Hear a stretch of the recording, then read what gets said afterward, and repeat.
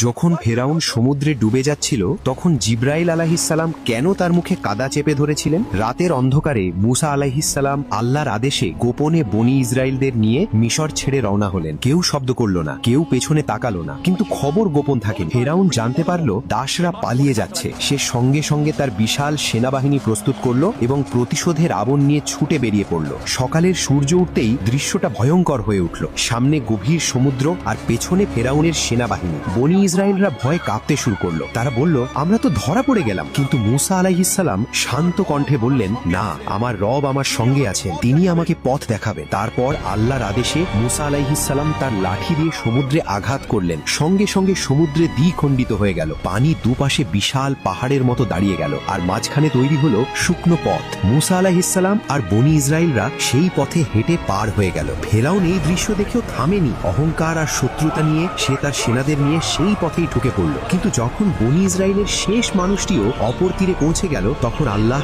দ্বিখণ্ডিত পানি আবার মিলিয়ে দিল। সমুদ্র ঢেকে ফেলল ফেরাউন আর তার বাহিনীকে। ডুবতে ডুবতে ফেরাউন তখন চিৎকার করে বলল, আমি বিশ্বাস করি বনি ইসরায়েলরা যার ওপর ঈমান এনেছে তিনি ছাড়া আর কোনো উপাস্য নেই। আমি এখন আনুগত্যকারীদের একজন। ঠিক সেই মুহূর্তে জিব্রাইল আলাইহিসসালাম সমুদ্র থেকে কাদা তুলে ফেরাউনের মুখে ঢেলে দিলেন। কারণ এটা বিশ্বাস নয়, এটা ছিল মৃত্যুর ভয়।